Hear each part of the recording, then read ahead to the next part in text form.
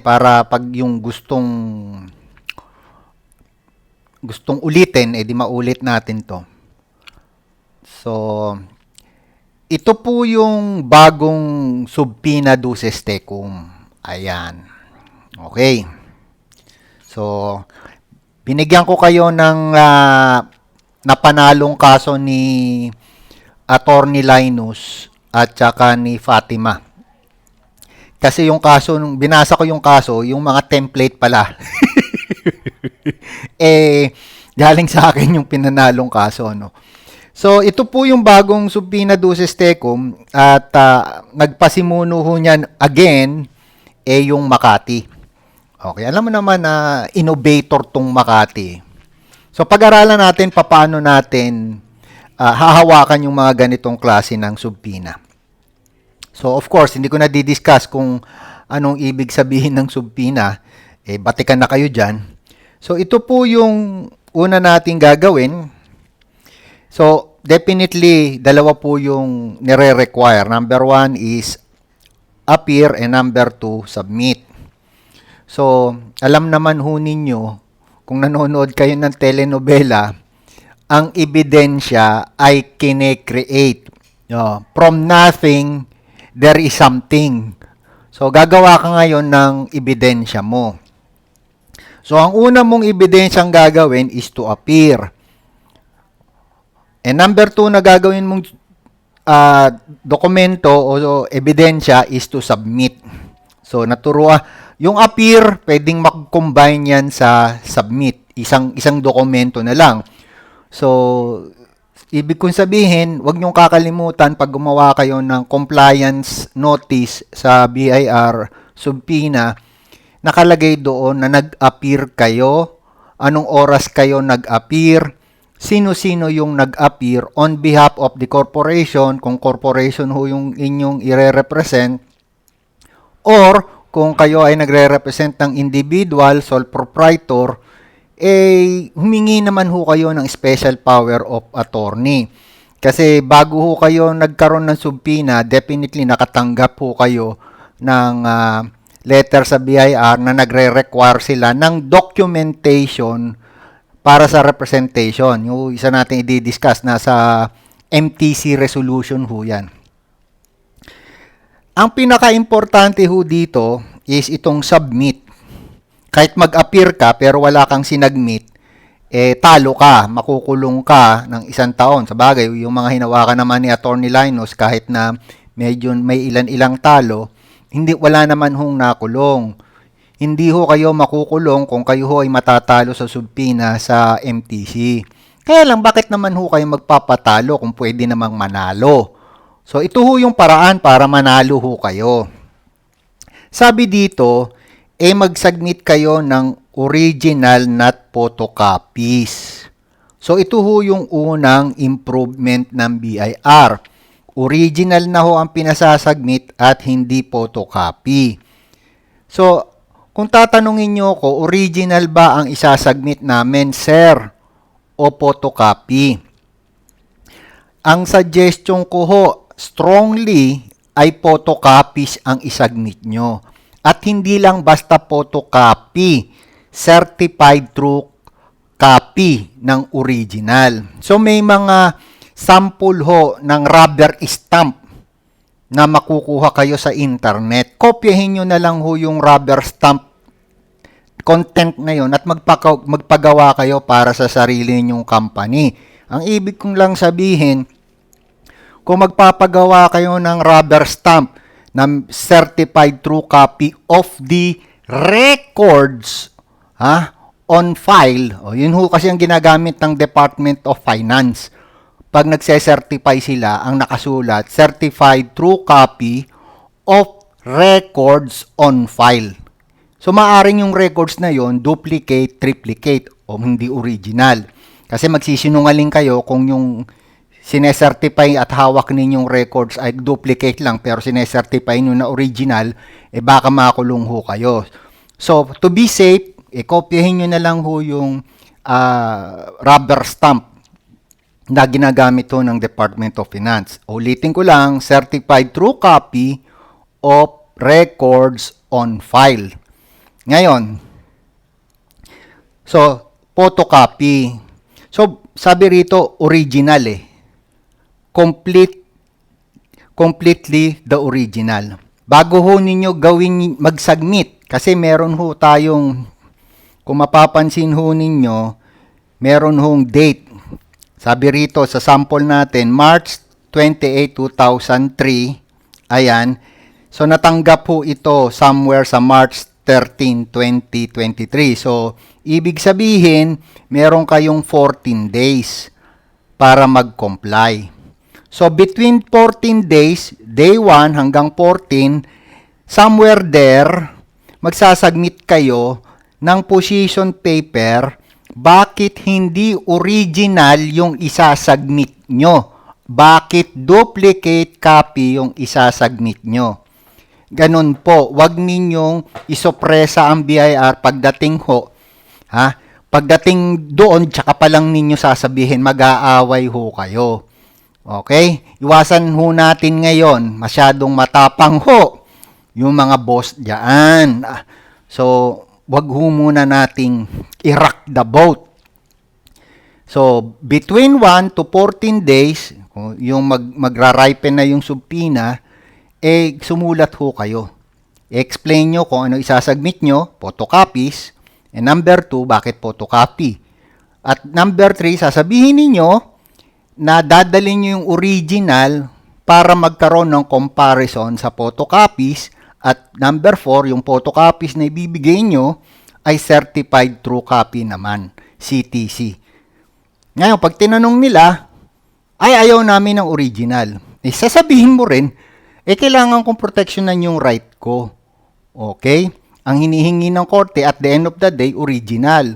Asa akin yung original. At saka nakasulat naman sa court na ang original, ang photocopy ay acceptable replacement ng original pagdating sa ebidensya. Rules of court ho yun.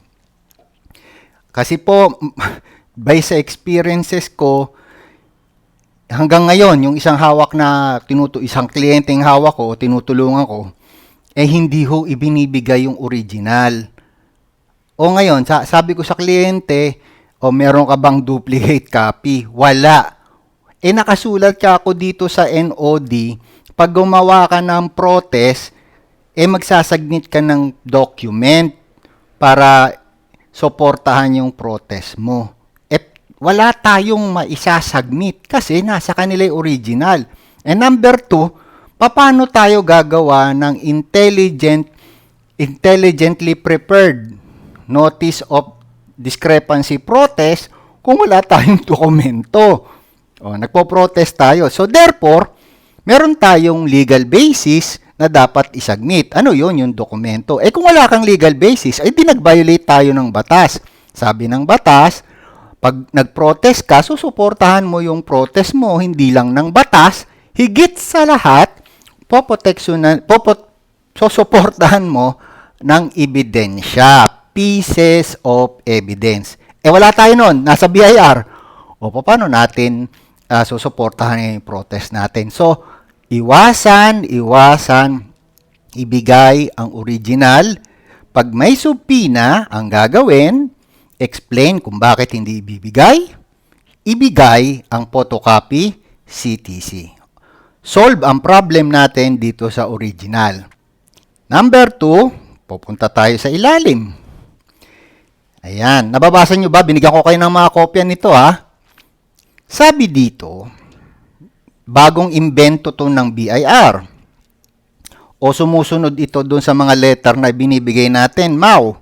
Sabi dito, kung hindi mo raw masasubmit, hindi available, o hindi applicable yung mga dokumentong nakasulat dito mula number 1 hanggang number 8. Ang gagawin mo raw, mag-e-execute ka ng certificate under oath. Ang ibig sabihin daw ng under oath, sabi dito, duly notarized sworn statement. Anong laman ng statement? Yung documents daw na not available, number 1, yung documents na not applicable. Hindi lang yon, Ano yung reason mo? Bakit hindi siya available? At anong reason mo? Bakit hindi siya applicable? So, parang meron kang matrix. Ito yung mga dokumento na not applicable. Ito yung mga dokumento na not available. And number 2, ano yung reason? So, kung ako gagawa niyan, may 4 akong columns. Column 1, document. Column 2, not available. Column 3, not applicable. And column 4, reason. Yun yung isasubmit mo. Okay? So, ano-ano yung pwede nating i-reason out? Data privacy law, number 1. Number 2, contract, prohibition ng contract. Number 3, available yung document nila sa BIR, katulad ng tax return. And number 4, na-submit mo na yung document. And number 5, hindi ikaw yung may-ari ng document, kaya hindi mo pwedeng ibigay. So, yun yung mga available reason sa mga taxpayer. Naka-notarize. Ngayon, bakit naka-notarize? Kasi, pag nagsinungaling ka, kukulong ka. Kung sino man yung pumirma doon, nagsisinungaling eh. Pero, ito lang sasabihin ko sa inyo, wala hong capacity right now ang mga BIR official para i-validate kung yung document mo ay not available and not applicable. Ikaw lang po nakakaalam nun. Number 2, bakit importante rin ang naka-notarize as far as the taxpayer is concerned? Ang rules of court natin sinasabi, pag ang isang document ay naka-notarize, presumed correct. So, ang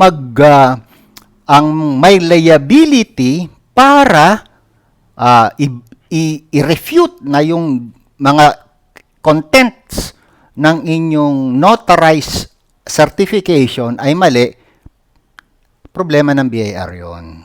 Okay? So, wag kayong masyadong matakot. Burden of proof, tama si Tony. So, ngayon, pupunta ngayon tayo rito. So, dalawa na yung dokumento ninyo. Number 1, yung photocopy, ini-explain nyo. Number 2, certification. Kailan sasubmit ang certification? Together with your SDT compliance notice. Okay. So, pupunta naman tayo, mga bossing ko, number 3, sa content. Ayan. Ito ngayon yung content noong subpoena duces tecum. Okay. Ito ngayon yung number 2. Isasubmit ninyo. Ayan, sasubmit ninyo. So, ang isasubmit nyo lang ay yung 2021. Mula January hanggang December. Maliwanag yun. So, puntahan natin yung number 1. Books of accounts, VAT journal, VAT exempt sale journal, VAT purchases, puro VAT. Kung saan nire-records ang daily transaction. I-identify ninyo rito sa 7 libro yung pinahanap sa iyo. Okay. So, may mga klase ng libro. May tinatawag na manual. Pag-usapan muna natin yung manual. Yun yung nabibili sa bookstore. Yung book bind. Okay. So, kung manual yung libro nyo, i-identify muna ninyo ano yung libro na available at hindi applicable sa inyo o hindi available. Number 2, kung available yung libro, kailangan i-identify ninyo kung ilang pages yung libro. O ilang books o ang tawag kasi diyang volume. Halimbawa, ang VAT sales journal nyo, volume 1 and volume 2. Ibig sabihin, dalawang pad yung nagamit. O karamihan naman, isang pad lang naman ang gagamit, ay sasabihin nyo, volume 1 lang yan. O volume 1 for 2021. Second, edi alam nyo na yung volume. Susunod din yung dapat alamin, ilang pages. Okay, baka mamaya sirain yung libro nyo. Pakulangan kayo ng pages. Alam naman ninyo na merong rule sa batas natin, Section 257, pag nag-submit kayo ng incomplete at inaccurate, dalawang criminal liabilities ho yun. At the same time, pwede naman ninyong i-compromise. Di dalawang compromise penalties ho yun. So, para matanggal ho yung criminal liability for incorrect number of pages, incomplete number of pages, sabihin nyo na kung ilang pages yung sinasubmit nyo. Tapos, identify nyo, dun sa mga pages na yon, ito ho yung bago, ilan yung may sulat. May accounting entry. Hindi ko na sinusulat, ha. Ilan yung pages na may accounting entry, at number 2, ilan yung pages na walang accounting entry o blanco. Pag tinotal, di equal dun sa number of pages ng libro. Okay? So, yun yung mga bagong kailangan ninyong gawin para maproteksyonan. Hindi lamang yung pipirma o mag-a-appear doon sa lawyer ng BIR, kung hindi mismo yung korporasyon. Tandaan ho ninyo, pag kayo ho nagkamali o yung korporasyon yung may mali, kung sino man ho yung representative, kasama ho sa kaso, kriminal. Katulad nung ibinigay ko ho sa inyong MTC, okay? Ruling, kinasuhan ng BIR. Related din dito yung transaction. Okay, so, books of accounts ho yung pinag-uusapan natin. Susunod, number 2, sabi rito, purchase invoice and official receipt as proof of cost of sale. Ito ho ang bagong ginagawa. So, pipick upin ngayon ng mga revenue officer. Tamad gumawa. Kung titingnan mo ngayon itong bagong subpoena duces tecum na ginawa ngayon, mapapansin mo yung mga accounting titles, cost of sale, accounting title, salaries and wages. Tapos, lahat ng klase ng accounting title na related sa expense, in-identify na ngayon sa subpoena. Dati, wala ho yan. Ang gustong ilagay sa utak nung makakatanggap, sa utak nung accountant, sa utak nung presidente, treasurer, at corporate secretary, kailangan nilang i-arrange yung vouchers nila, yung purchase invoices nila, yung purchase official receipt, per accounting title or per expense. Ang tanong, sir, dapat ba naming gawin yun? Hindi. Kasi wala namang nakasulat sa batas na ganun ang gagawin nyo. Pero wala ring nakasulat sa batas na hindi pwedeng gawin. So, maglalaban ngayon. Anong gusto ng BIR official na hindi nakasulat sa batas? At ano yung ginagawa mong filing? So, paano ba tayo nagpa-file, Tony? Paano tayo nagpa-file ng ating mga expenses?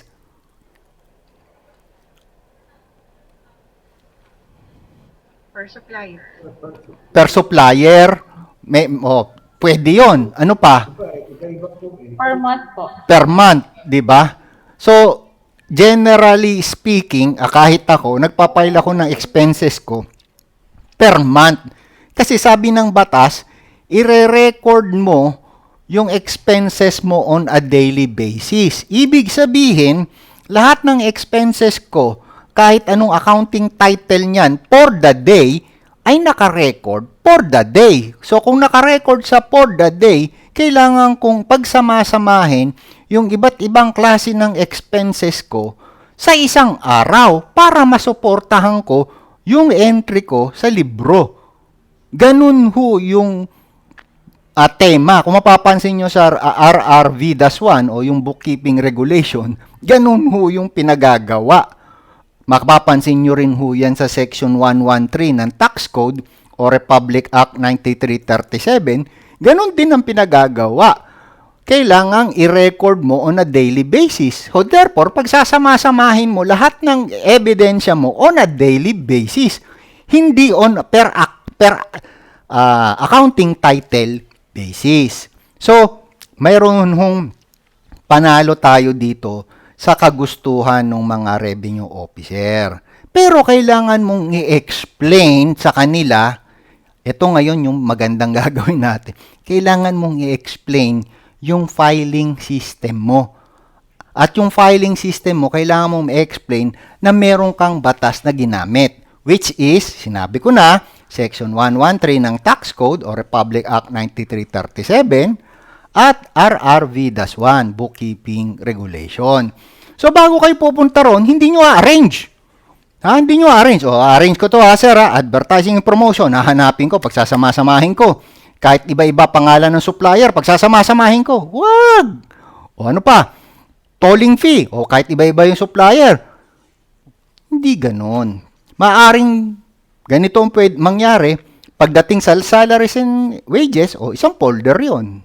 Tapos 12 buwan. 12 folder kada month, isa. Tapos yung 12 folder na yun ay para sa salaries and wages. Pero pagdating sa cost at saka expenses administrative, 12 folders din ho yan monthly.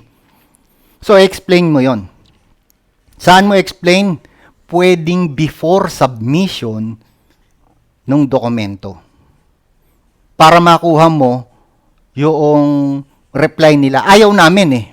O di at least meron kayong exchange of pleasantries or exchange of reasons bakit mananaig yung gusto ng taxpayer over doon sa kapritsyo ng revenue officer. Ginawa ko na ho ito sa San Fernando, Pampanga. So, hindi ho ako nag-arrange on a per expense basis. No. In-explain ko lang sa kanya na hindi ganyan ang aming filing system. So, kailangan din natin silang i-inform. Hindi basta-basta, eto na. Nawala kang explanation, matatalo ka. Matatalo kayo. So, ito yung bago. Okay? Ayan, o. Number 2, number 3, at number 8. Okay? Iisa lang ho ang gagawin ho ninyong reply dyan. Of course, ano gagawin natin? Bibilangin natin number of pieces ng ating ebidensya. Okay? So, per month yan. So, January hanggang December. Ilang pages, ilang folder. For January, sabihin natin, 2 folders. Ilang pages per folder. Folder 1, 100. Folder 2, 300. Ganun po. Itemize. Kasi ho, pagdating sa korte at kung lalabang kayo, padamihan ho ng ebidensya yan. At pagalingan ng ebidensya. So, yun ho yung gagawin ho ninyo. Number 4, proof of payment. Pagdating sa documentary stamp tax ng related party. So, madali lang naman ho yung pakita lang ho nyo yung pinagbayaran. Okay? Kung binayaran nyo prior year, pakita nyo. Kung hindi nyo pa nababayaran, suggestion ko, bayaran nyo. Diba? Kasi magkakaroon sila ng ebidensya. Of course, kung hindi nyo pa nababayaran ito, papasok yan sa certificate under oath. Number 5 is Certificate of Creditable Withholding Tax. Ito po yung isang example. Yung creditable withholding tax, hindi na ho kailangang isubmit sa BIR. Magdala lang ho kayo ng validation na galing mismo sa BIR website na pinadala nyo na yung scan copy nung 2307 nyo sa BIR. So, hindi nyo na ho ibibigay. So, ine-explain nyo rin ho yun. Ine-explain. Yan yung sample. Anong rule ang gagamitin mo? Of course, may rule na sinasubmit yung 2307. May rule ho yun. Hindi ko lang matandaan.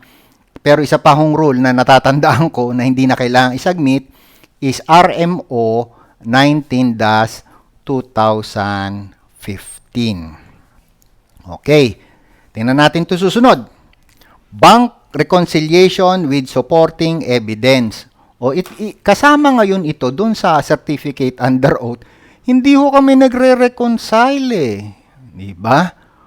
So, wala ho kami bibigay na bank reconciliation. So, therefore, wala rin kaming ibibigay sa iyo na supporting evidence para sa bank reconciliation. Oh. Unang-una, teka muna sir, baka makulong ako. Hindi. Nakasulat kasi sa RR, sulat nyo to, 5-2014, ang ibinibigay lang na dokumento sa BIR pagdating sa pag-audit is relevant document. Ang definition ng relevant document ay sabi ng tawag nito, letter of authority, books of accounts, and other accounting records. May definition yung books of accounts, dinefine ng tax code. Sir, may definition ba ang other accounting records? Meron. O, sulat nyo to. RR 5-2014. Again, RR 5-2014. Ang nakasulat doon sa RR 5-2014 na nagde-define ng phrase na other accounting record, yung records daw na ginamit para suportahan ang accounting entry sa libro. So therefore, kung may records ka na hindi sumusuporta doon sa entry mo sa libro, hindi mo kailangang ibigay. Yun ho yung sinasabi ng batas natin. Okay, sunod natin. Number 7, contract agreement executed pertaining to the year under audit. Of course, ang hinahanap kasi ng BIR dyan kung yung contract nyo ay subject sa documentary stamp tax. Again, hindi naman alam ng BIR kung may contract kayo o wala eh. Diba? Kayo yung nakakaalam. So, nasa sa inyong discretion kung ibibigay nyo lahat ng kontrata nyo. Or, sasabihin nyo sa BIR, wala naman kaming in-execute na contract eh for 2021 dito sa kasong to. So therefore, wala kayo ibibigay. Pero, again, may statement kayo dun sa SDT compliance notice o SDT request for compliance na wala kaming contract na na-execute ng 2021. So, nasa sa inyo ho yung answer ho dyan. So, yan ho yung bagong approach sa bagong subpoena duces tecum. Ngayon, gusto kong i-emphasize sa inyo, binigyan ko kayo ng criminal case. Ayan yung criminal case, ano? So, ito po yung magandang sinasabi sa criminal case. Okay? Dito, diniliver daw was really delivered and received by the accused. Okay? So, ano sabi ng court? The court is not persuaded if there was even due diligence on her part in the first place, referring to revenue officer. The prosecution merely asseverated that they served a subpoena to driver ho yan. Ang nag-receive ng subpoena, driver. Okay, but failed to establish clearly his identity and authority to receive the same. Ang ibig sabihin kasi mga bossing ko, nakasulat ho sa rule, i-deliver personally yung subpoena sa inyo. Kung ikaw yung presidente, tatlo lang naman yun eh. Presidente, treasurer, corporate secretary. Nasa section 253, letter D yung pinag-uusapan natin. Pag ang inyong designation ay naka-identify sa section 253, letter D ng tax code for corporation, o kayo ho ay yung individual lang na definitely pag pangalan nyo Richard, nasa yung subpoena ho ay nakapangalan kay Richard. Ngayon, ang sabi ng batas, i-deliver personally sa presidente, corporate secretary at treasurer. Ibinigay daw sa driver, daw kasi hindi naman ako involved dito Ibinigay sa driver. So therefore, mali yung delivery nung subpina. Kaya, ayan sabi, binigyan ko kayo ng kopya, from the very beginning, sabing gano'n ng court, yung LA, diniliver mo sa driver. Yung checklist, diniliver mo sa driver. Yung first notice, diniliver mo sa driver. Yung second notice, diniliver mo sa driver. Yung fifth, yung subpoena, diniliver mo sa driver. Therefore, hindi mo pinerform yung official duty, sabi dun sa RO tsaka sa GS, na i-deliver yan personally doon sa concern. Sino yung concern? Presidente, corporate secretary, at treasurer. So therefore, ano nangyari? Dinismiss yung case. Ang ibig lang sabihin at ang take away sa binigay ko sa inyong MTC case, sa umpisa pa lang, dapat meron na kayong authorized representative na magre-receive ng anumang klase ng letter, notices sa BIR. Kailan nyo ginagawa yun, sir? Pwede nyo nang gawin ngayon para sa 2023. O pwede nyo nang gawin ngayon kung wala pa kayong LOA. I-identify mo na kagad ng authorized representative ko for 2022 taxable year. Pag merong assessment o letter of authority, si ganitong tao. At kung yung binigay ko ho sa inyo kasi, kung babasahin nyo, nandoon ho yung ginawa ko. Yung ginawa kong letter, in-excerpt ng court, kinopya ng judge. Sabi niya, nakasulat dito Sino lang yung pwede mong deliveran Nakasulat din dito, pag tinanggap niya yung letter na yan, yan ay act of the corporation. Yung nag-receive hindi naman authorized So therefore, hindi yan act ng corporation. Ang ganda nung judge na to. So therefore, sinasabi ko lang, maganda pala yung template ng may authorized representative ka. Every year, kung magpapalit ka man, palitan mo rin yung authorized representative mo. So, yun yung moral lesson. Sa pagpapareceive pa lang, pwede nang matalo ang BIR, pati sa deficiency tax assessment. Pwede nyong gamitin yan. Na-acquit nga criminally. Diba? Using authorized representative. Ayan, yan ang preba. Kaya ko kayo binigyan. Yan ang preba.